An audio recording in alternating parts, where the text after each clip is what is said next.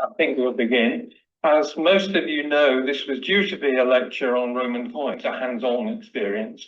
But unfortunately, our speaker's wife is unwell, so Andy has gallantly stepped into the breach to talk on Roman ghosts, which follows nicely on from our play reading of Dorset's Haunted House a month ago. And as our chairman, I suppose, we can hardly welcome him to the branch, but welcome to the meeting, Andy. And that said, I think I should only just add, sadly, in the last month, our committee member, Margaret Bird, has died, and we will very much miss her long-standing support of the branch. Over to you, Andy. Thanks very much, Keele. Yes, I'd like to echo something.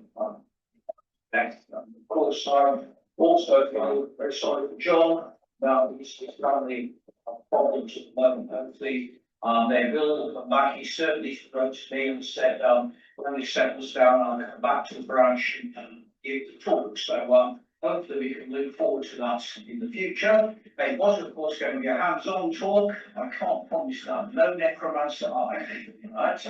On the other hand, of course, this is a haunted building, so you may have a hands-on experience, so to speak, when you go down the stairs. So I'm going to start here with a bit of a cheating quotation. No omnis morias, you'll recognise the quotation from the poet Horace. I shall not entirely die. And there is our friends not entirely dying. But of course, that is an awkwardness, isn't it? Believing in a future life is neither a necessity nor sufficient condition for belief in ghosts. Think about that. There are plenty of people who come to early Christian belief later on in this talk, where people clearly think there's going to be an afterlife, but they don't believe in ghosts. In fact, they think ghosts are absolute nonsense. At the same time, although we'll also see, this isn't a very common thing as far as I can find, corrected, there is also notion of the residual ghost, isn't there? An emotional echo, if you like, that goes through the past, which does not, of course, require there to be anything in there at all, any more than there is a pop group when you play a CD-ROM. So, in that respect, I'm going to say, not all die, but we need to think a little bit about that. Let's start with our friends in the Marnays. D-Barnays usually pop up in the dative, and they pop up pretty much on every Roman tombstone that you care to find. So if you were to go to Chester, our nearest good collection of Roman tombstones, pretty much all of them will either start Dismanibus, written out in full, or DM, an abbreviation, Roman for figures, abbreviations. So who were the D-Barnays? This is what Isidore Seville, writing in the 7th century AD, has to say on the subject. They call the gods of the dead, Deus mortuorum. So that's interesting in itself, that the dead somehow merge with at least some sort of divinity as we go along. But you can see it's not a particularly powerful divinity. These are sublunary gods, whose power they claim is between the moon and the earth. Now, if we separate out the heavens in antiquity, sublunary sphere is stuff that is bound to our earth. So if you look, they're the port male gods, which are very much tied to the ground and very much active in our own world. Then you can see as it all goes on, and he gives all sorts of reasons. They think the morning, that is, Mane is named after them. They think these gods are called the Manes because after the air, which is Manos, the sparse, or because they spread mana. In other words, simply put, here's the word, the last one there, the word immanis, means horrible. In Latin, that's certainly the case. So what is it all saying is, we often use euphemisms, don't we, things we don't like. So if we call them demonic, we call that the definition were nice to us. Problem is that word, it hardly exists at all. My feeling is that probably we are much closer to the Sanskrit, words like manas, coming from Indo-European, which sort of means the reasoning part of what. So, these ghosts are ghosts which have activity. They residual recordings. As you'll see, those are remarkably rare, in fact, in the Roman world. But let's start with a tombstone. Well, this I think is a very interesting one. So here's a very typical Roman tombstone, and you can see down the top line, those are the two words, dismaniments. Yeah, so there are friends, the Barnes, and then underneath we've got the names of two little girls. Thetis, who was only 9 when she passed away, and Caris, her sister, who managed 15 years. The fact the two died together, my guess suggests that they died of disease. The most common way of going in antiquity. Then we can see this was made after a vision. There's a spelling mistake in the Latin, but let's not go there. And that too, as we'll see, is quite interesting. Lots of ancient ghosts are seen in visions and dreams. They don't sort of float in front of us while we're awake. Then there's Dad, who puts this up because of his vision, Tiberius Claudius Canoptes, and the mother, Charmosine. So that's all very, very typical. Then you get a very interesting thing. Those of you who doubt there are Barnes, make a pact and call on us, and you will understand. So there you can see there's very clearly an idea that the Barnes are indeed floating out there. Perhaps, as we'll see, the idea that the Barnes who comes back, and this is a very, very common idea to this day, they are people who died before their time, and more likely to come back in that way. What we don't know is what the deal that Dad struck with the ghost was. Perhaps it was, I'll put a nice tombstone for you, and then you'll go away. I won't have any more visions. It could have been that. But making deals with the dead is something that's definitely out there. So that's one side of the debate in antiquity. On the other hand, let's have a look at this. Now then, this is a court case, a mock court case we'll come back to, written by a man who rejoices with the name of the Pseudo-Quintilian. And Pseudo-Quintilian wrote up court cases for people to practice their arguments on. This one is about a haunted tomb, right? And this is one side of the case. He says there are no Barnes. He asserts that everything dies with the body and no living senses remain after cremation, that the images of men are produced by the mind, not sight, and that the eyes believe grief. So on the one hand, our tombstone very firm belief in ghosts, they're out there, you can strike deals with them. On this side, it's all a load of rubbish. This bloke, I suspect, would have been an Epicurean philosopher in the day, arguing that life is entirely material. Once that material dissipates, that's the end of absolutely everything. So, just as today, we have an ancient faith, don't we? Do ghosts exist? Believers? People who are very, very contrary. So, we can start perhaps with possibly one of the most boring men in antiquity, the younger Pliny. A very worthy man, a very tedious man, so man you would have bought him. You know you don't have a boring anything. But here he is, writing to his main, rather powerful politician based in Tarragona, in the north of Spain, called Licinius Sura.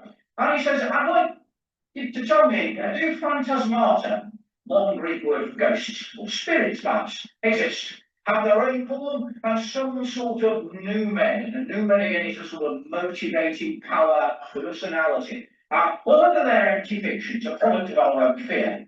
What leads me about all to believe they exist is what I heard about Curtius Rufus. And he then writes this long letter. And in the letter, there are in fact 3 stories, not one. And we'll talk about them one by one. There's Curtius Rufus seeing a vision of an oversized lady who is the genius of Africa. Then there is what we would call a classic haunted house story. Athenodorus and a haunted house in Athens. And then, weirdly at the end, the nearest we get, and this too is something we don't see a lot of in the ancient world, almost a poltergeist story. Right? So what we have is an ex-slave, Alibertus, and Pliny wants to stress that he's talking about people who you can rely on. So he's not an uneducated freedman, and this is one of Pliny's ex-slaves. And then he talks about his poorly, and that's just the euphemism for slaves at this point. So they're sleeping in a dorm. And what we're told is that on both occasions, shadowy figures sneak through the window, and then they have a haircut. three people, leaving the hair behind on the floor, but disappearing. So another very, very different sort of thing. I guess we're getting near to what we would call sort of poltergeist phenomenon rather than a sort of classic spook. And then he says, I'm really, really very interested in this Lysinus, so please, think on it, tell me what you know, but do make your mind up. I want to see which side of the debate you're on. Sadly, of course, like with so many of these things, we don't have Lysinus' reply. For all we know, he possibly just being the letter. But nonetheless, unfortunately, we never get to know. But what about Quintus Curtius Rufus? Well, Rufus may well be the man who wrote a long biography of Alexander the Great, so I'm in connection with him in that regard as well. But what happens is he goes to Africa and he's wandering along in an abandoned portico, as one does, at the middle of the day, and meets an outsized lady. It's clearly supernatural. And she says, when you come back here, Tertius Rufus, you'll come as governor. And he goes off, he's very inspirational, he thinks only after the elections on Thursday, I met an oversized lady, said, one day when you come back, you will be Prime Minister. Brilliant. He does that, he has a political career, and then he comes back, and as he steps off the boat in Carthage, he sees the spirit again, and he knows the game's up. He sickens and he dies. It's a sort of promise, but it's a foreboding promise. The interesting thing is it's clearly a story that did the rounds, because if we go to certainly an acquaintance, perhaps a friend of Pliny, the historian Tacitus, we get exactly the same story in the annals. So here we can see, again, biography of Quintus Curtius Rufus, whom some say was the son of a gladiator. I will not tell a lie, but I'm ashamed to tell the truth, so, etc. There we have the portico story, you can see in the first paragraph. He goes home, and then he manages to work his way up the political tree. And then you can see after a long spate of pathetic sycophancy to his superiors, arrogance towards his inferiors, and irritating his equals, typical politician, he becomes titular head of state, goes to Africa, and that's where he dies. Interestingly, Tacitus, perhaps a little bit more standoffish than Pliny, doesn't mention the spectre reappearing there. But the story is clearly doing the rounds, and Pliny knows about it, and this is the story he finds convincing. But is that a ghost? Indeed, of course, what are ghosts? If we look at the ancient world, there's a whole host, of words that are used for these phenomena, and they defy lexicographers, so they're used almost interchangeably. So we have manes, the only plural one, umbra, which just means shade in Latin, simulacrum, which we have in English, eidolon, an appearance, idol from that, spiritus, imago, and then two slightly more sinister ones, as you'll see, a lemur and a lava. Dr. Justin Sledge, lovely YouTube channel called Esoterica, talks about them as the return of the disembodied dead, and think about that too, to haunt the world of the living. Perhaps that's not a bad thing to go for. Now, I'm going to be quite tough in the rest of this talk, trying to stick away from the ghosts of high literature. So there's going to be no Virgil, there's going to be virtually no Homer, there will be no Statius. Perhaps some of you would want to challenge, but nonetheless, I want to use 4 work-a-day texts to talk about these things, not the world of literature. Of course, we've also got to be a bit careful about that, because life can imitate art, can't it? Consider the way that space aliens, when I was young, were always green. They're now grey. They came in round flying saucers. They now come in cigar-shaped saucers. In the 1930s, the Loch Ness Monster was a snake. And then when Peter Scott saw something he thought was a plesiosaur when I was a child, they turned into plesiosaurs. In other words, people are conditioned to see supernatural phenomena in certain sorts of ways. So we've got to be careful about that as well. 2 sorts of ghosts to think about. The classic ghost who could swan in here, it will be Lady Sneed in this building. And the ones you see in dreams. So my posh word Onera plasmata. Oneros is just a word for a dream in Latin. Okay, so these are ghosts that you apprehend as a dream. Whether that counts as a ghost or not, I don't know. Certainly people I've talked about, some of them think that this is just cheating. Well, what do they look like? Well, actually, they look quite like our ghosts very often. So on the left-hand side here is corner of sarcophagus, and this is the story of Protesilaus. And Protesilaus is the bloke who jumps off the first Greek boat that lands at Troy. It was a mistake, he was probably killed. So here he is jumping off the boat, here is the Trojan killing him. Down below here he is dead. And here, rising up, is his ghost. And this guy over here, you can see the kind of chaos on that side, is Mercury, and Mercury, amongst other things, is the psychopomp. He leads the souls of the dead down to the river Styx and the underworld. That's why he's there. At the top, on the right-hand side, there is Charon, the ferryman, and again you can see two ghosts, again cowled and shrouded, sitting there, looking not unfamiliar to us to this day. They could be on Scooby-Doo, couldn't they, without any problems whatsoever.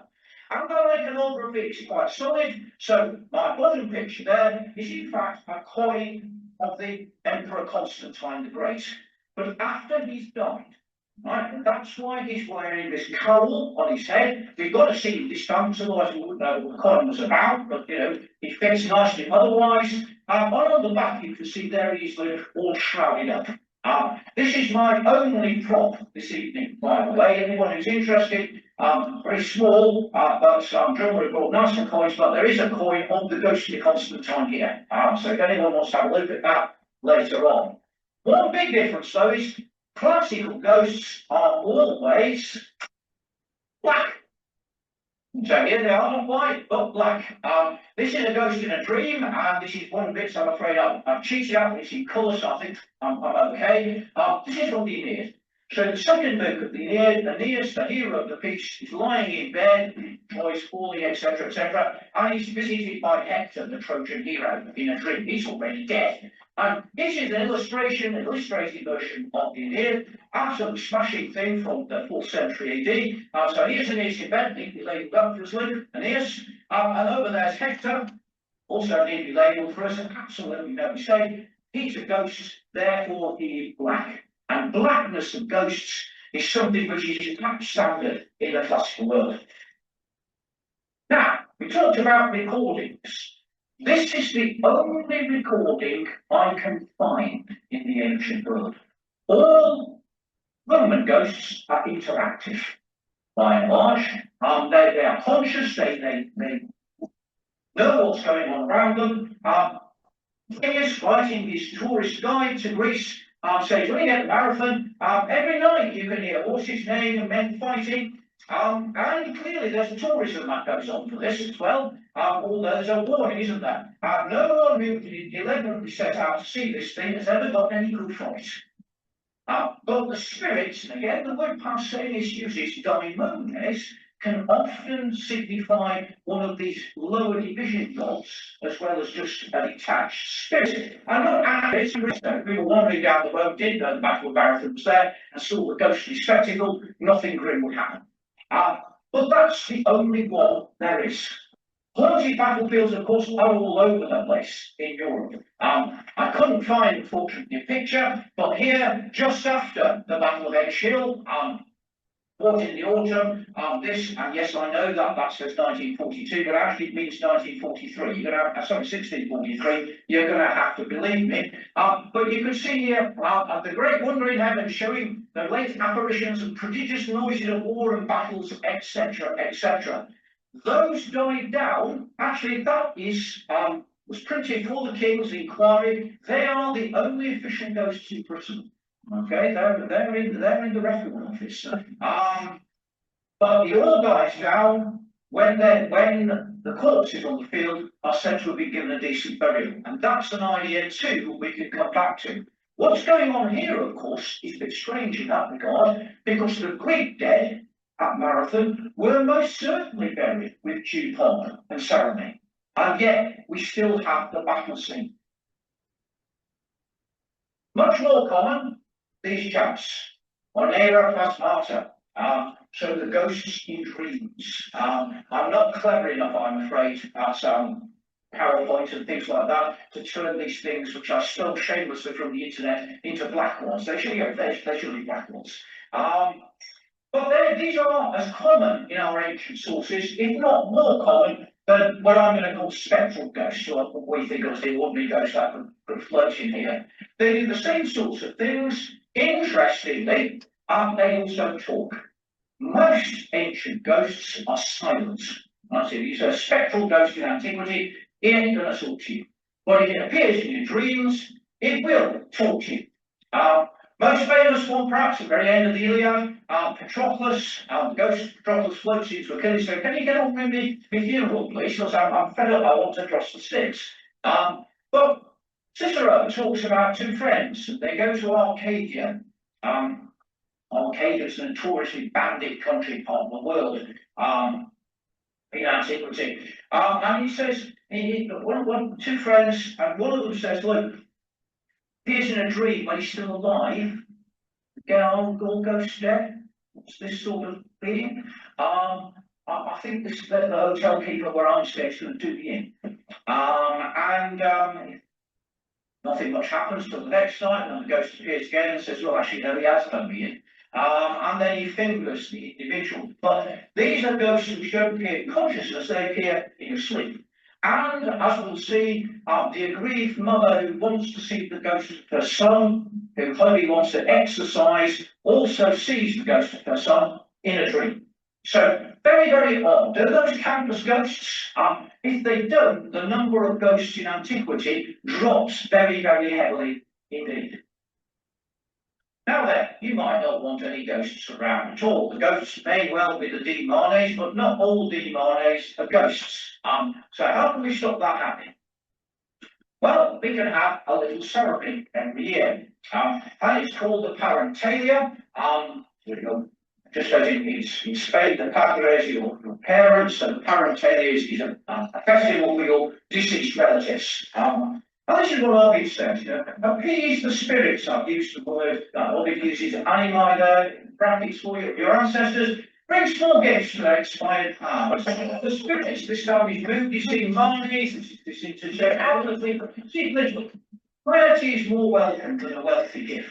And this is very much a ceremony that still exists on All Saints' Day in the Mediterranean. When I stayed in Seville, I can remember visiting the Roman side of Italica on the 1st of November, in fact, and seeing an endless parade of the Spaniards bringing flowers and little offerings to their parents and their grandparents' tombs in the cemetery, which is adjacent. In the Roman period, you would often have a picnic there, and indeed posh tombs were arranged so that such a picnic could happen. So this is also Spain, which of course is my stomping grounds. This is the so-called tomb of the elephant. The funeral chamber is at the rear there in that sort of little building you can see. If you look to the left and just in front of the door, I hope you can see this structure here. This is a triclinium, so people will recline here, they have their picnic, there's a nice water tank there, and in fact it's mirrored, there's a much worse preserved one, but exactly the same sort of thing is going over here. And over the top, probably a nice trellis with vines and such like, and in fact, that buff-coloured stuff would have been a trench in antiquity. That is the path going into the middle. So why is it called the Tomb of the Elephant? Christos was an elephant. There he is. He would once have had nice little ivory tusks. And it lurks in that room there. And it's pretty clever too. This is aligned so that at the winter solstice, a shot of sunlight will go all the way down there past the elephant.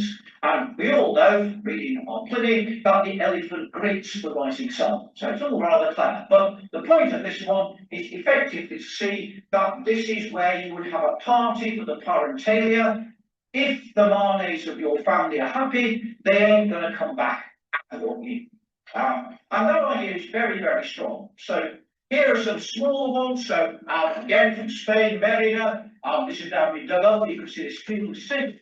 Here are the animals we feast with various offerings. but also a jar shoved into the top at an angle like that. So every year at the parentalier, you could pour a little bit of wine down there. So the ghosts are not going to get thirsty. But you don't have to go to Spain, although please do. In fact, there is a wonderful place. But if you go to Keele, in the museum there, again, now not in situ, but much better for us, it's exactly the same thing. So there, this time we've got a lead Keele vessel, and if you look on the left-hand side, you can see a little spout sticking up, and my white arrow is, that is exactly the same thing. A little spout going above the surface, so you can pour an offering to your deceased relatives underground. And finally, at the far side, Pompeii has lots of spectacular things to see, of course, but little things are also nice. There is a grave marker. In front, I hope you can see again, a ceramic urn, set it into the ground, and in the middle, a little lead funnel. That again is precisely for the pouring of these offerings. So all of that sounds quite homely in a way. We keep the ghosts happy and the ghosts are sort of okay. But the Romans have 2 days of the dead, not 1. And when we get from February, when that one was, May, things get a little bit ropier. These are the words that were at the end of my list, the larvae and the mores. So on 3 nights, beginning of May, all the stuff starts to happen. The paterfamilias of the family gets up at midnight, of course, washes his hands, ritual cleanliness, of course, pops up in many religions, doesn't it? Makes a hand gesture. The gesture is, of course, the Italian one where you stick the thumb in the middle of your fingers, and that's to ward off the evil eye. And then he walks through his house with a bucket of black beans. And as he goes along, he throws beans on the ground 9 times. And he says, I'm throwing out these beans, like ego mito. And then he says, with these beans, his puppies, I redeem myself and my family. The beans, in other words, are a sort of weird sacrifice to a rather more sinister sort of ghost. Then he washes his hands again. He then bangs a bronze gong. Ghosts don't like bronze. Handy thing to know that. And then finally says 9 times again, get out, spirits of my family, manes paterni. And this is something which is abound in Greece as well. So similar sort of ritual, but there what would be said at the end is thuradze, go through the door, careless, and a care seems to be this rather more sinister sort of spirit. So again, isn't the internet and AI a wonderful thing? Here is Paterfamilias doing his bean trick with his various spooks floating around. Festus at the top is a dictionary compiler from the 2nd century AD, the bean, which is thrown at the Lemuria to the larvae. Who are these people? Well, again, here's another lexicographer, Pomponius Porphyrion, a little bit later. They're the wandering shades of men dead before their time. Perhaps that brings us back to those 2 poor girls in the first tombstone. And to be feared because of this. And they are believed they're called the Lemures, hence the Lemuria. Isidore, again, my favourite encyclopedist, they say the larvae are daimones. And again, there's that crossover between this sort of lowest level god and the deceased. Made out of men who were of evil mind. Isidore, of course, as a Christian, he's not too impressed by any of this. They're said to terrify small children bitter in dark coldness, so like a brownie with attitude rather than anything particularly ghastly. Why beans? Why beans? Nobody really knows, but here's the thing. Perhaps this is sort of okay. As others have reported, but it doesn't tell us who, the souls of the dead are contained in a bean. And as all events, that is why beans are used as memorial sacrifices for dead relatives. So are the Lemures actually after souls to grab? Will they grab you and you flood them off with a bean? Some people said, things like broad beans in particular, look a little bit like a fetus, and that's potentially why the bean is used in this sort of respect. certainly there are bad ghosts out there. So here's a Christian writer, Justice Martyr, would I leave a little bit of brief, don't be very open to the reading group is here. So what this says is, men hoy and throw points, this word here, and what some people can't be, they're men who are grabbed lambanamoi, suckais apophantum, by the souls of the dead. So this is, we're getting into exorcist territory now, the ghost can actually possess you. And they're thrown around, whom everybody calls the demon-possessed and maniacs. Yeah? So presumably this is a way perhaps of understanding things like epilepsy and such like, but very clearly in the ancient mind, there are ghosts out there who can possess you. And we see that again in Isidore also, when he talks about epilepsy, you see here, called the falling sickness. Such men are usually called lunatics because it comes from the moon, but they're also called lavatiki, people possessed by Lordline.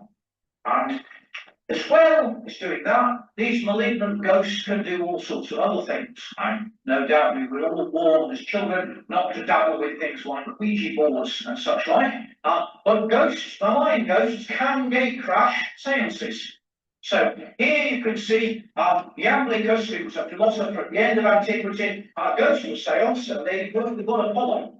And Apollo pops up, but Iamblichus, because he's a smart chap, says that's not Apollo, you know, that's actually the ghost of a gladiator who's gate crashed this party. So the phantom menace is out there all the time. But let's go back to doing deals with the dead, like our first tombstone. So here's a deal with the dead, and hopefully if you look at the scribbly thing there, this was written in cursive Latin on a lead tablet and then rolled up and dropped into the ground. And you can, I hope, make out the Rogo is the first word, R-O-G-O, and then Manes, M-A-N, and then probably an E on the side there in cursive Latin. So I asked the Manes of the underworld that Maris Pronto Sextus adversary be frustrated, unable to speak, be struck dumb, etc., etc. This is crude low magic, isn't it? The ghosts can help you get on in life.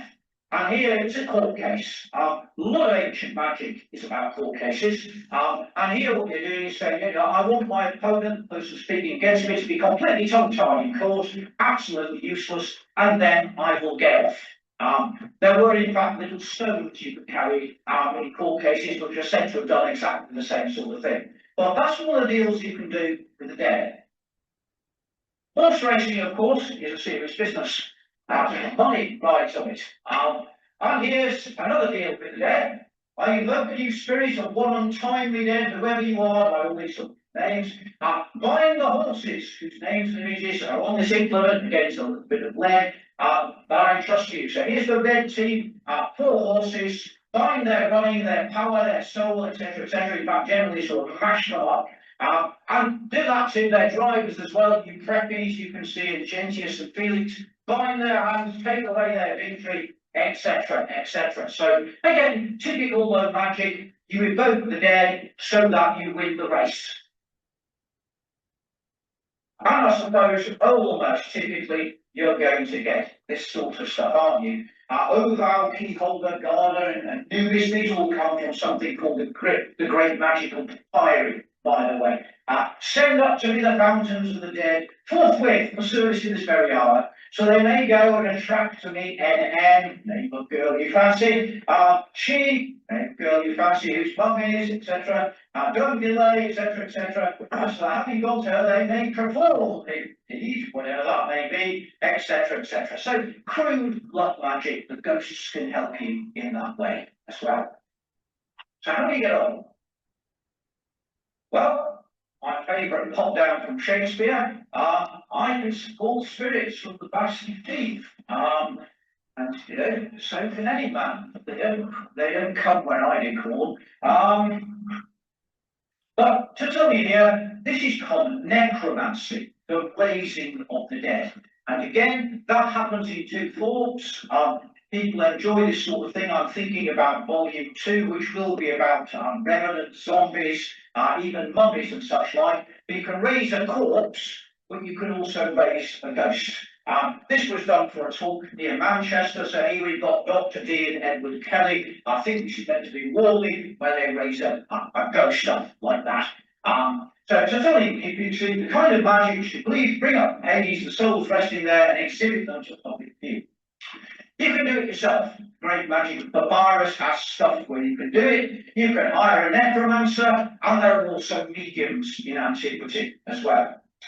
It's not very well thought of. If I was to say to you, what do you do? You say, what's your hobby, Andy? I say, well, I'm going for a bit of necromancy. You probably that's rather odd at the end of the day. That was also true in antiquity. So the Ethiopica is a novel from the Roman imperial period. Very, very firmly told that doing this is against nature. Once you're dead, you should be left in peace. Ghosts get angry when you summon them, and they don't like it, and they can, of course, turn nasty. In political invective, it's the mark of a bad emperor or a bad politician. Again, there are dark portraits of these blokes, going for this sort of thing. Thankfully, if you have freckles, you can't be tempted because ghosts don't like people with freckles. Clearly doesn't tell us why that's the case, but nonetheless, it just doesn't work. Why would you do it? Well, because three reasons, but of course the dead live outside of time, and if you're a politician, what you want, of course, is to know the future, isn't it? So here you can see again, arouse them to meet the spirits of the dead, etc., etc. Let them speak with their lips. Let them answer that which I have said, which I am asking them today. In other words, you're using them for fortune telling. And that too is a very common way of dealing with the dead. Just a little excursus, the most famous, of course, of those things in Roman literature is Aeneas again going to see the Sibyl and Keele, and she goes to the Sibyl's cave, and the Sibyl then summons up the spirits of the dead, including Anchises' dad, who tells Aeneas all about the Romans. And I hope some of you have been to this very strange and spectacular tunnel that you can see on the right-hand side there, often said to be the passage down to the Sibyl's cave, but to be honest, nobody really knows what that is at all. Just up the road, surprisingly not very often visited, the enormous thermal baths at Baiae. On the edge of them, an archaeologist called Paget in the 1960s found a series of tunnels, hot and steamy, there's lots of thermal venting going on here, going right down to groundwater level, and Paget was convinced that he found some sort of necromantean, a place where you could consult the dead. To be honest with you, I'd love to believe that, but I suspect it's part of the plumbing of the thermal baths. But nonetheless, very, very creepy place. My quotation, of course, many of you will recognise, is what the Sibyl says to Aeneas, the hero, facilis descensus averno. It's very easy to go down to hell. The tricky bit is coming back again. So, all very sinister. Let's think about Curtius Rufus again for a moment. So, these spectres that appear, very famously, the Imperial General Drusus pushes through Germany, the early years of the millennium, and he gets as far as the River Elbe.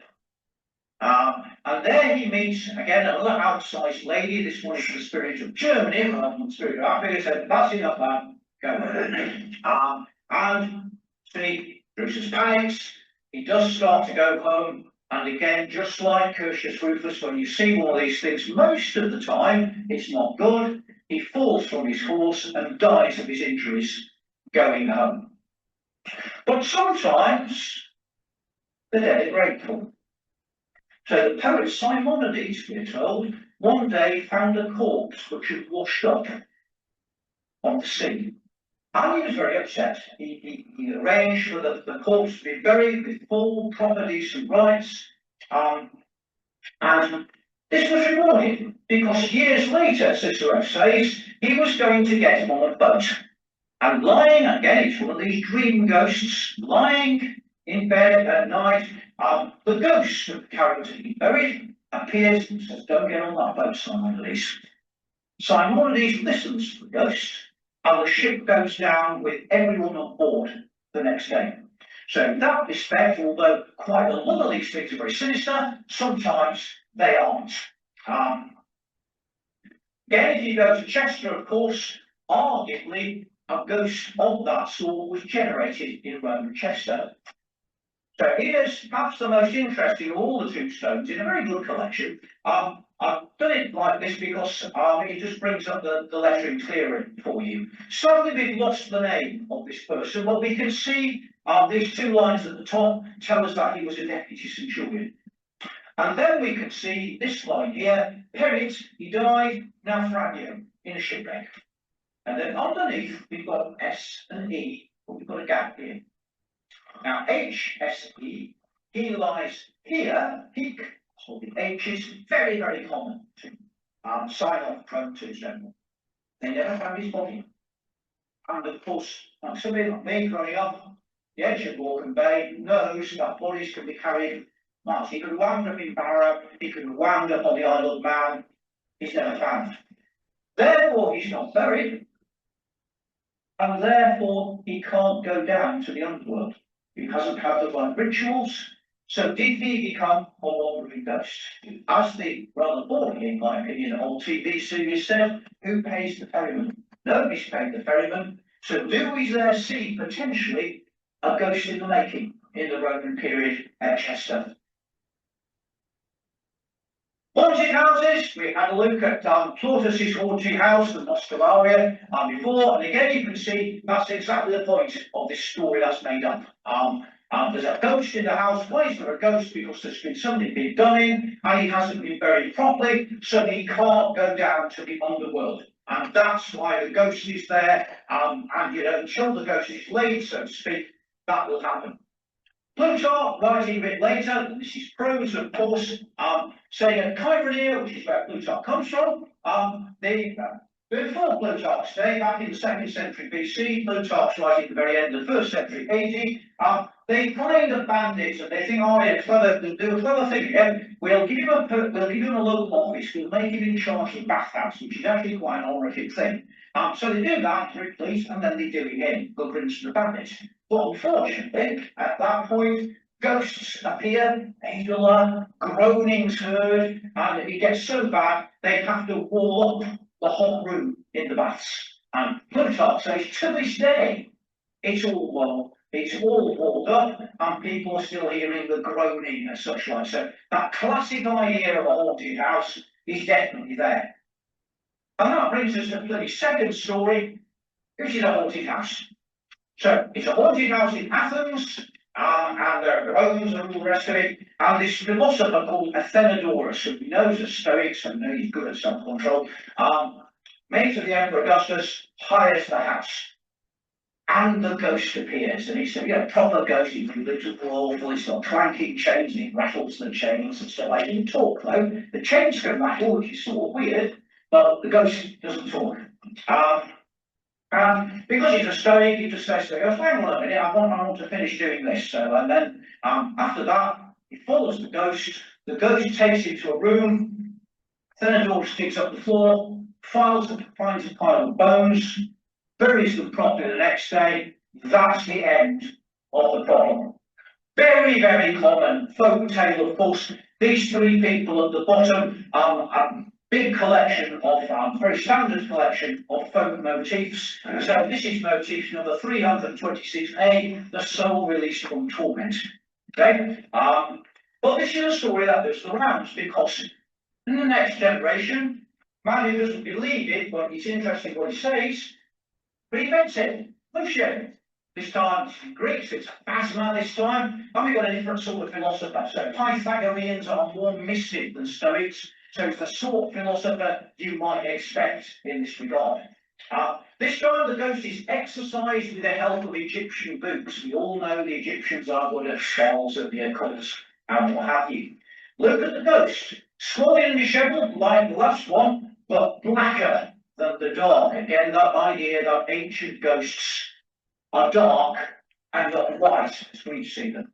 No change this time, still doesn't speak, But weirdly, he's a shapeshifter, so he sort of changes various animals and he attacks the philosopher.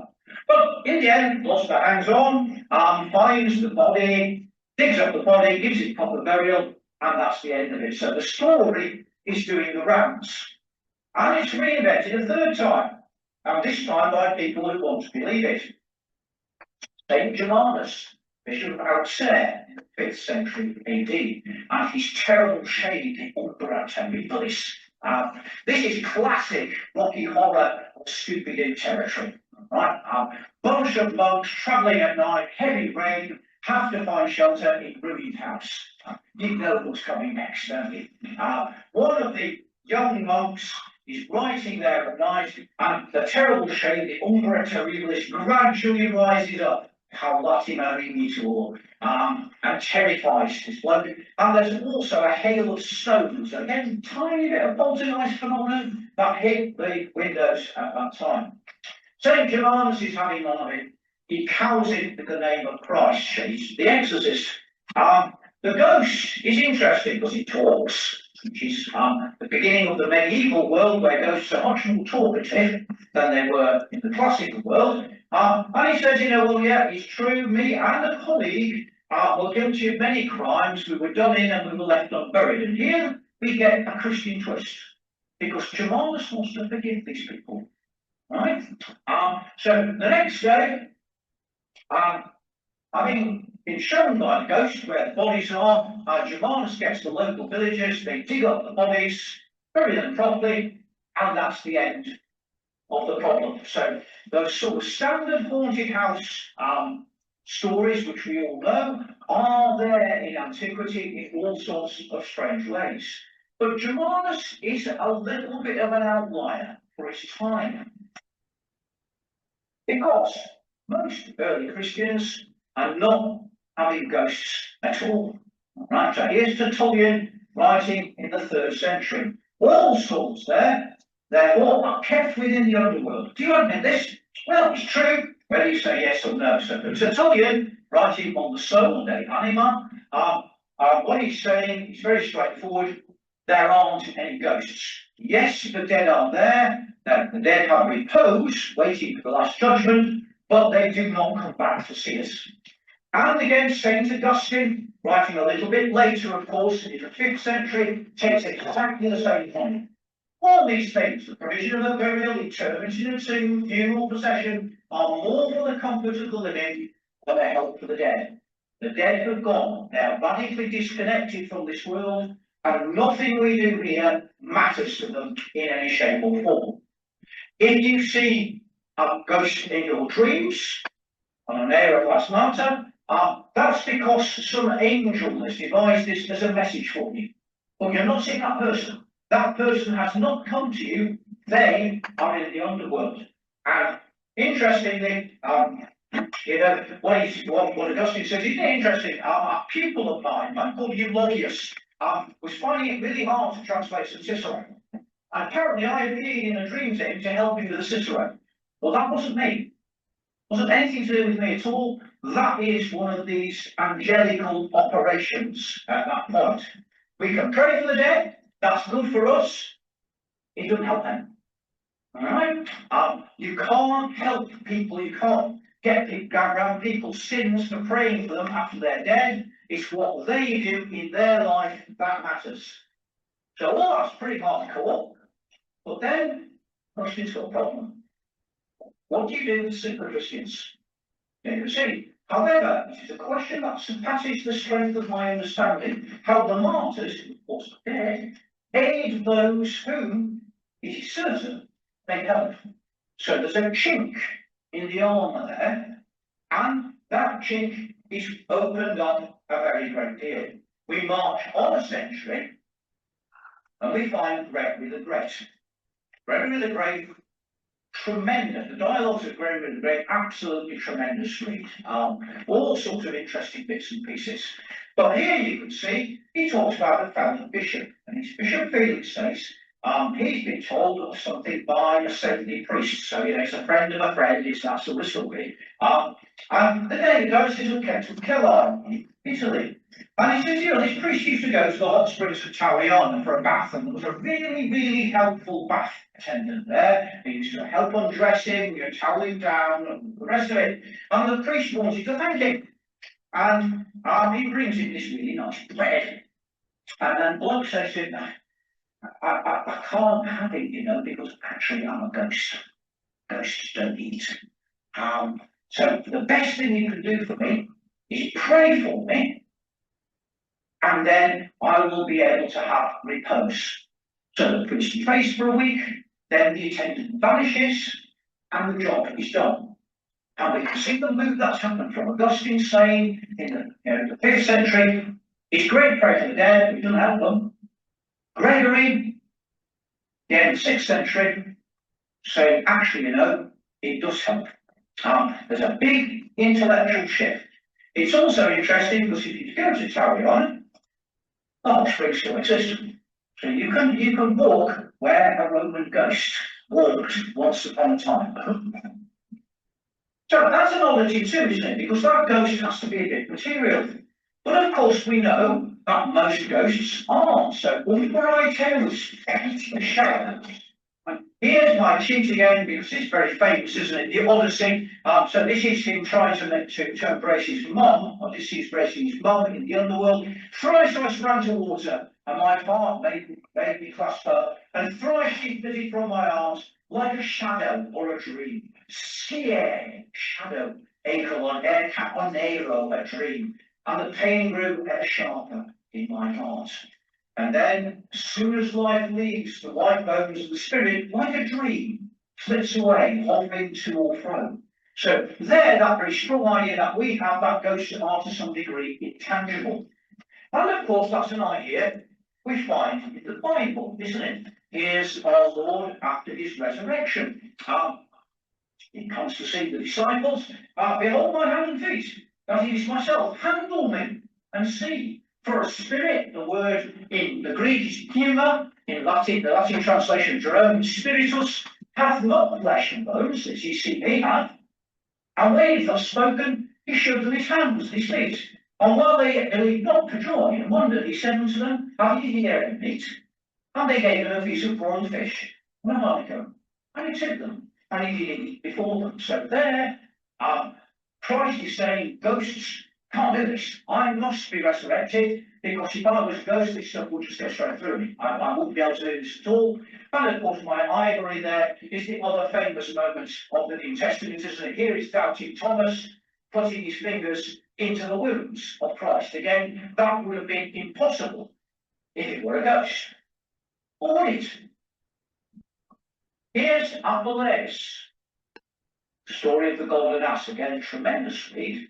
So around midday, and again, ghosts actually pop up at midday as much as they pop up at midnight through history. It's the sort of liminal motion of the hour that matters. A woman turned at the bakery. She lived like a criminal, was haggard with terrible grief, that's his disheveling stuff. She was only half covered by a pitiful cloak, and she was horrible and pale. Ghosts don't have blood, of course, this is why they're always pale. Her grey hair was unkept, soiled with a sprinkling of ashes, giveaway, cremation, yeah? And it hung down over her forehead, hiding most of her face. That's the cowling that's going on. So you're being ratcheted up here. Such was the woman who gently laid an arm on hand on the baker's arm, and then takes it into this room. And it's a locked room mystery, because then the door is locked from the inside, there's only one way in and one way out. Later on they find the baker hanging from the ceiling, and there's no one there at all. This is a material ghost.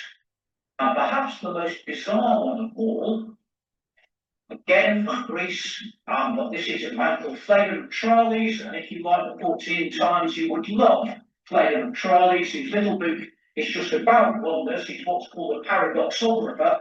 So one who's interested in hermaphrodites, people who live a long time, ghosts, things like that. So Polycrates, the leader of the Etoniarch, he dies. His wife then gives birth to a hermaphrodite. fascinated. Phlegon is fascinated by hermaphrodites as well. His ghost, dressed in black, appears in the agora, the square asks to the child. Then it's a bit odd, I'm going to have a committee about this, and the ghost's not. He's not going to wait for the committee. So he simply grabs the child, rips it from little him, and eats it all apart from the head. Then that's the physicality of the ghost, but they try and throw stones at the ghost and they go straight through it. And so you get that mixture of the one and the other. The head then gives a little bit of a prophecy. Not very, very odd indeed. So, well, although most ghosts in the ancient world, like our ghosts, are immaterial, there are certainly some material ghosts as well. And of course, there are also imperial ghosts. Usually the bad guys, Caligula gets to be a ghost. And you can see he gets to be a ghost because he's not buried properly. So when Caligula is assassinated, he's given a shallow grave in the gardens of the Lamy, possible garden in Rome. Later on, his sisters come back, bury him properly, but prior to that, you can see it is well known that the gardeners there were troubled by ghosts, and that the house where he was killed, until it was burned down, something grim happened there every night. So there you go, a bad emperor generating a dodgy ghosts. And of course, the king of bad emperors has got to be in on the act, hasn't he? Nero. So Nero, of course, killed his mum, and he's then haunted by his mum's ghost. He tries to get to placate the ghost by summoning the Magi, who of course are wizards from Persia. Everybody knows that the Magi are good at this sort of stuff. He fails. When he dies, he becomes a malign ghost himself. And Pliny has another little story when Pliny's mate was writing a history of Rome. When he gets to Nero's period, the ghost of Nero appears to him as he's writing, and he promptly dies.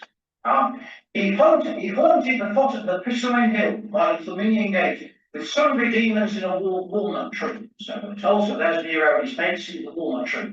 And if you go to I think it's the Piazza del Popolo, to this day, this is the church which is said to have been built on the top of Nero's grave by Pope Pascal II when he exorcised the ghost of Nero in the 11th century.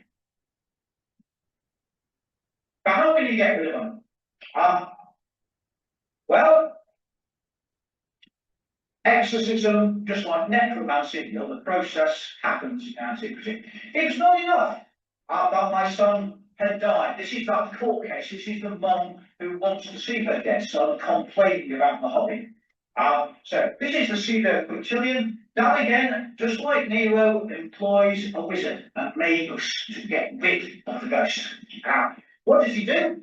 He puts a spell, and it's a foreign spell. It's a barbaro carmen into the cinerary. He surrounds the tomb with rocks. Puts iron, and the rocks are joined together with iron. Ghosts don't like iron in the same way they don't like bronze. The ghosts sufficiently held down by urns and tombs. As you see, it said, the chains of ghosts are great, and those spectres fleeting and wandering, they bind it to death and tie down the spirit like a band of criminals. So putting the chains on ghosts actually binds them to their tombs, stops them wandering around.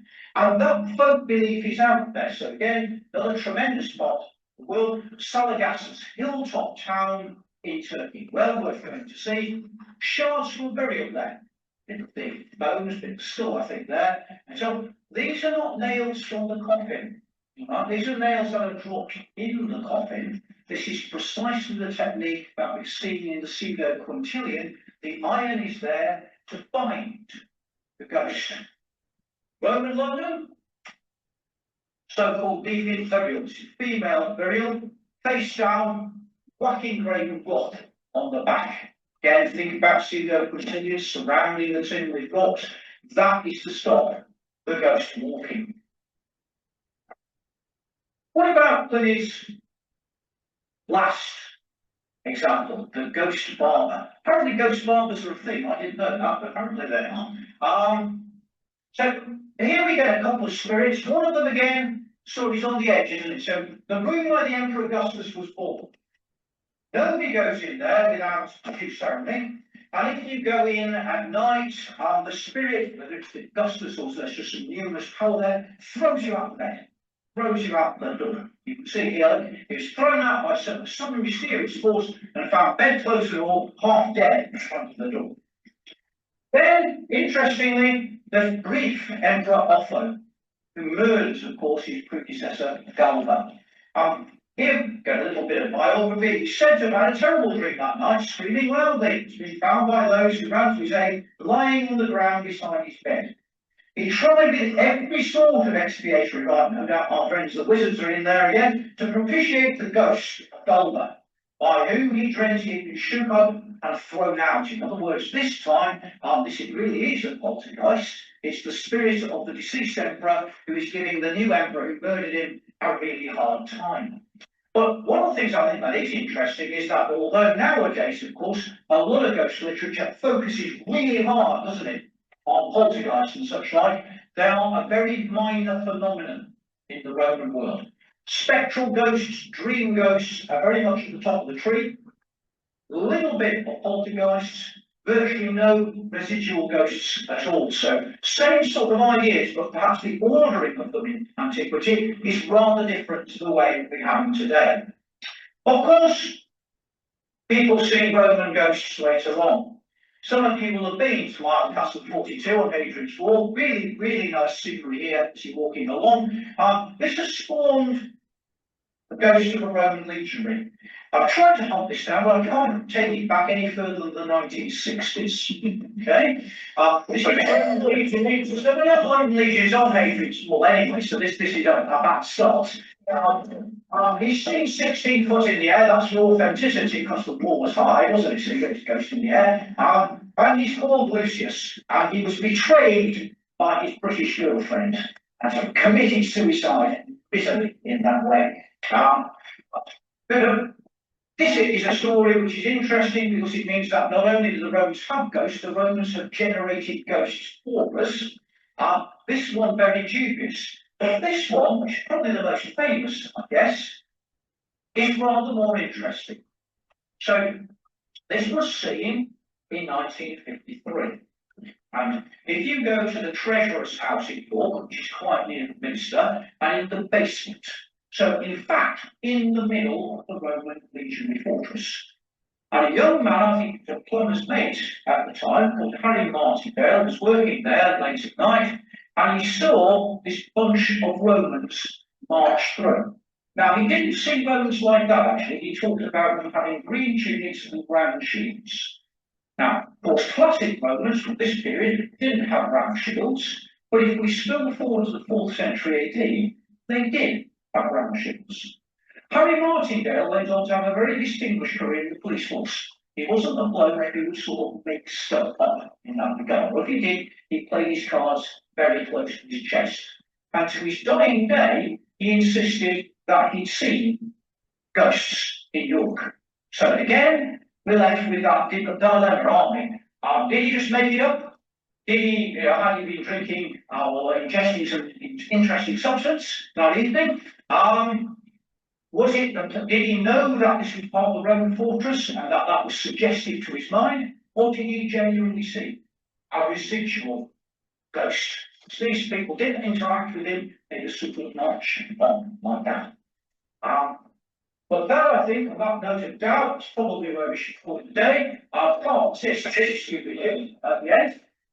Well, I hope some of that has been vaguely interesting. It's a subject that's always interested me throughout my life. I am an agnostic. I have never seen a ghost. I suspect I would be petrified were I to see a ghost.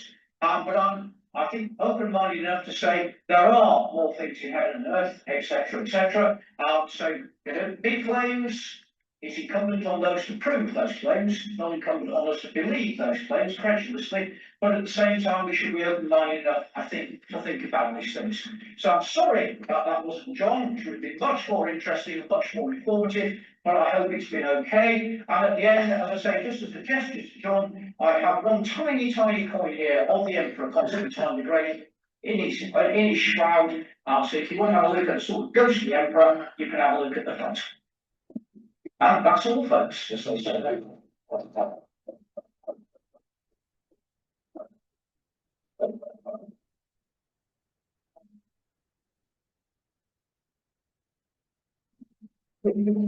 Normally, the chairman would invite questions, but I'm sure Andy's quite capable of picking up hands direct. I should say, Stephen, first, that's the end of our cycle stuff for this year. That's our housekeeping announcement. In the summer, we will have to have an AGM. And at that AGM, you're welcome. We want the branch to thrive. So if you're interested in the Greco-Roman world, please suggest to us talks that you might be interested in. Okay? And so, obviously, rather try and generate interest that way than find something extremely obscure that I might like, but everybody else is stick off. So if you've got any ideas, please do let us know. We will try to put those ideas into practice. In particular, what would make you come in person rather than wait to watch later on YouTube at your leisure, which is good, but we like an audience here, as we've had tonight. But probably never again. And just to add, apart from questions here in the room, if any of those watching online who are still with us, I see, have any questions they would like raised, if you put them in comments, I will convey them for you.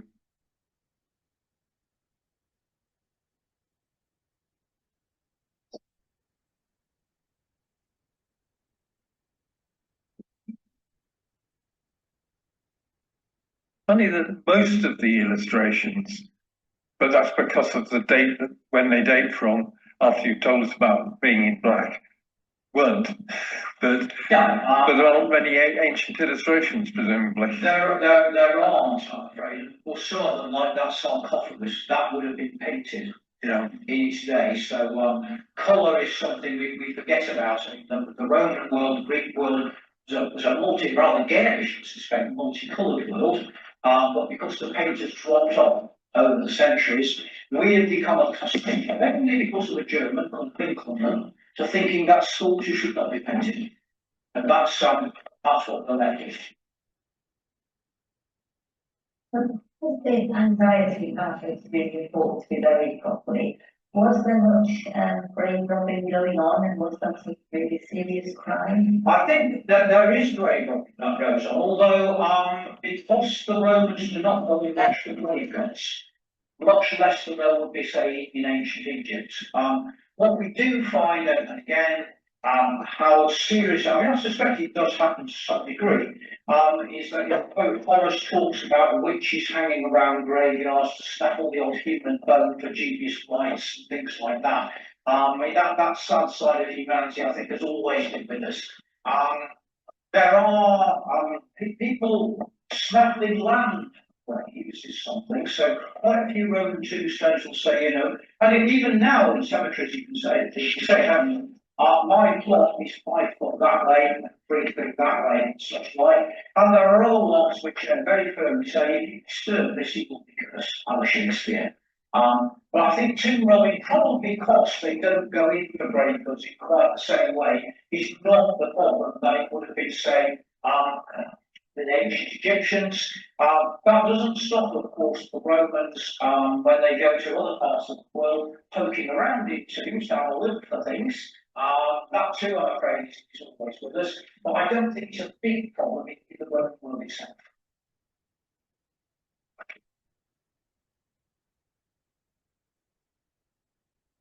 Right. Well, that way, I would like to suggest something.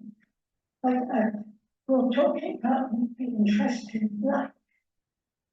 And I thought that was an interesting question in itself, because black is not an easy dye to work with, to create. And perhaps something like come and talk to us about costume in Roman Greek times, how much it changed, and how coloured, how it was. The dyes in antiquity are a hard thing.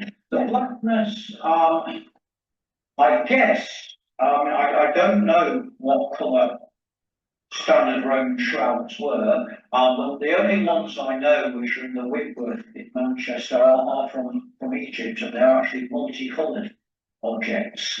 I suspect myself the blackness of ghosts may in fact be a simple reference to the fact that that is what happens to corpses over time, and therefore it's an obvious colour for a ghost, in fact, than white is. But it is an interesting question. No, it's absolutely. You're tempted to give an answer. My lady sleep. Thank you. Yes, some of us spent a long evening here one year after the SCRs burned tonight, waiting for the Grey Lady to appear while we sat in the Great Hall. And of course she didn't, but that's because we were looking for her. Well, that's right. What Salius says, those who look and then find never find. So it's a good thing we didn't find her, really. Anyone else? Okay, when a ghost appears to a certain person, then other people with that person see the ghost, or was it just that person that the ghost was haunting? That's an interesting question. So that, of course, is something which happens with a lot of ghost stories, isn't it? That only one person can see the spectre that's in the room. Some of these stories are quite careful, aren't they? So again, if we think about Curtius Rufus, the story very carefully says that he's walking along an abandoned portico when he gets to see the ghost, which is jolly convenient in that regard. That said, and of course it is a novel, but Apuleius, the one with a woman, the sort of more material ghost who takes him into a room in Baker in Hangzhou, when she comes in, there are lots of people watching. That's what they know what's going on, so to speak. So she is visible to lots of people. So I think again, many of these stories rather defy categorisation, don't they? So when we start saying how we define a ghost, it all becomes a little bit wobbly at the end of the day. So I think sometimes that's the case. Sometimes I think the stories are carefully designed to make sure that's the case. But there are some other stories where there's more than one person involved. Manifestly, any ghost that pops up in a dream can only be seen by one person, can't they? And there are a lot of sorts of stories in antiquity. Yeah. The guy that, and I can't remember which it is, unpronounceable thing. The one who the apparition appeared to him and then pointed him to his unburied bones, but he appeared in different forms at different times. Yeah. In a lot of sort of modern films, ghosts of all sorts shape shift quite a lot. Was that a feature in the past, or did they often appear as different things, but the same entity, or was that unusual? That's an interesting question. That's the only story I know like that. And I think what Lucian is doing is eliding that story with the story of the god Proteus from Protean, who is very much a shapeshifter, and you have to fight and wrestle and pin him down and such like. So there, I think what Lucian is doing. So I say that second incarnation, that's the right way to use it of this story. Lucian doesn't believe this story. In fact, he comes in a little dialogue with called the lover of lies. So he's endlessly plausible stories. The fact he lies on this, I think, as something to lampoon, though, shows that it's doing the rounds. Because if you're a satirist, there's no point in lampooning something that nobody believes in that regard. But I can't think of any other ghost that does that. There are, as I say, second instalment, if anyone was ever wanting to have one, there are werewolf stories in antiquity, so that sort of shape-shifting certainly goes on, but I can't think of one where it's connected to a ghost. Mm-hmm. So most of the spirits were human spirits. Yes. They didn't have animal spirits. Again, off the top of my head, I can't think of any. And yes, we know there are quite many, certainly where I come from in North Lancs, ghostly dogs are very, very common. Usually, I think people say that that's part of Celtic mythology. It doesn't seem to be mythology.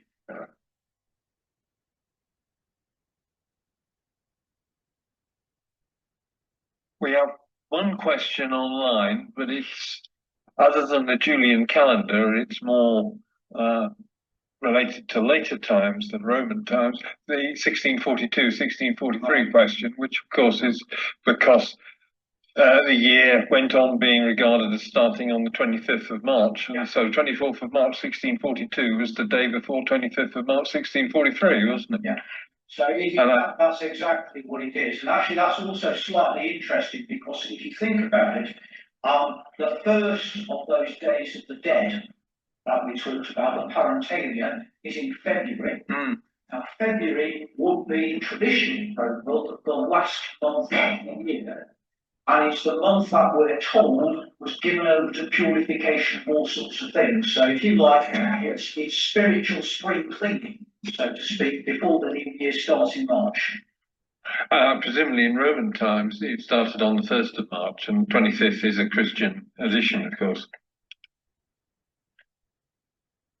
Yeah, the Annunciation.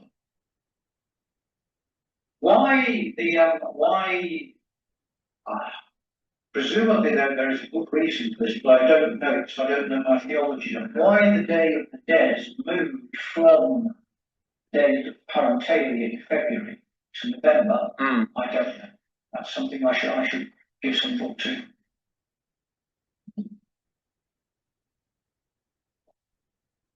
I've never seen a ghost. I've never thought of a ghost. Therefore, I've got no reason to believe in a ghost. I know the message that you sent me about this meeting, jest, and I won't repeat that. Nothing obscure. But it did make me think, I must go, because I want him to prove to me that they exist. But now I think I'm quite pleased you've not proved to me that they exist. Yeah, I did. And you know how highly I regard you. Your argument was turned on its head by John Wesley, the founder of Methodism. He was a very firm believer in ghosts. And Wesley said, I have never seen a murder, but I believe that murders exist because people have reputed, told me about it. And therefore, I equally believe in ghosts for the same reason. You don't have to see something to believe it exists. Make of the argument what you will, but as I say, interestingly, Wesley was very, very strong. This, and curiously, he tends to be both edges of the church, so very, very, very Catholic, very evangelical, but very keen on ghosts. People in the middle are most Catholic. Although I carry a brandy bottle, I can assure you. Our spirits and angels. Big murder. Perhaps they carry a brandy bottle that's now half empty. That's why they see the ghost. Oh, well, exactly. I think, it must be clear, and as I say, there is scepticism in antiquity. I think there is more belief in the supernatural in antiquity than there is now. But an Epicurean, for example, who would say we are just made of atoms, and when we die, those atoms disintegrate, and that's, consciousness is, because those atoms have been arranged in a certain sort of way, those arguments are certainly there. They're not as strong as they are in a very material world that we live in nowadays, but nonetheless, there are two sides of this argument. That's why I wanted to present those at the beginning and say, in Pliny's letter, Pliny is sort of looking to say, do you, like any historians, believe in this, or do you think that this stuff is just sort of made up and, when you go home at night, you feel like something creeping behind you and it's just all in the head at the end of the day? I was at a funeral recently and they celebrated the unity for his father. But it wasn't correct, and that's what the son to unity said. He said, I'm not a religious person, he said, and I can't say anything about, when I think about whether people carry on afterwards or not. But he said, and I don't understand this because I'm not a scientist, but he said, I am a scientist, he said, and I know that energy cannot be created or destroyed. And then he went on to say, so what he was saying, bear in mind the context, he was saying, so if you sit quietly by yourself, but this is very hard, you may hear the laughter or the voice of the person that you've lost. There's quite a lot of modern ghost literature which looks at ghosts as if they are stories of energy. Some of it focused, some of it less focused. And then, of course, there are people who think that there are these, I think the word imprint residue is sometimes used, that somehow very, very powerful emotion, usually very horrible emotion, has imprinted itself somehow into the structure of being. But of course, the thing about energy might be, I mean, I'm sure an Epicurean would say, the thing about atoms is they can be dissipated. So you might not destroy them, but it's the arrangement of them that actually matters. And when that breaks down, that's the end.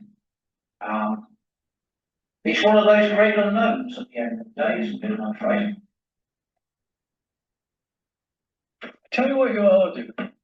You'll remember 10 years ago, I suppose, I did a short paper on Genesis and the primordial gods of Greece, did a comparison.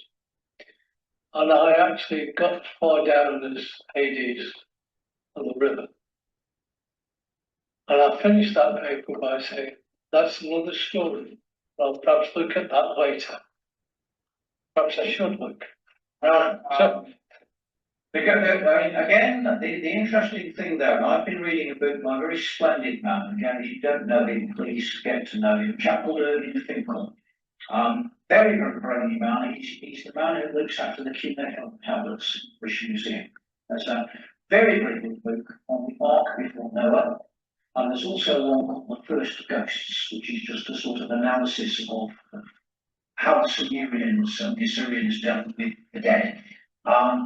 And there, one of the things people says, it's very, very interesting that when you look at the high literature of the descent of course Ishtar through the seven gates of hell and back again and the rest of it, a little bit like Orpheus and such like. And then you look at the cuneiform tablets which express the views of the common man, they don't fit.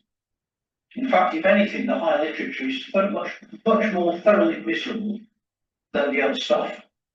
So when we look at the ferryman and Hades and Charon and all the rest of it, I think Finkel's question, I'm glad I read this book, so I've not thought of this before, but Finkel's question is basically, how credible is that for the book? Can we generalise out of a great poem as to what ordinary people think? And the answer is probably we can't, can we? The same way if we were to read the philosophy of Plato, again I defend it to you, but that's not how the average of thinking was. But those are the thoughts of the great man. So when we look at this evidence, we've got to be ever so careful. And that's why I like things like the tombstone, the idea of doing the deals with the dead, because this bloke is an ex-slave, if I love.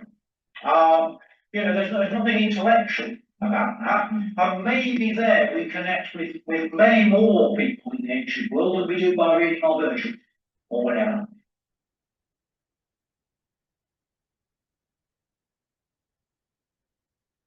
Is that it for this evening? In that case, can we show our appreciation in the traditional way? If you want to see my prop, please do so on the way out.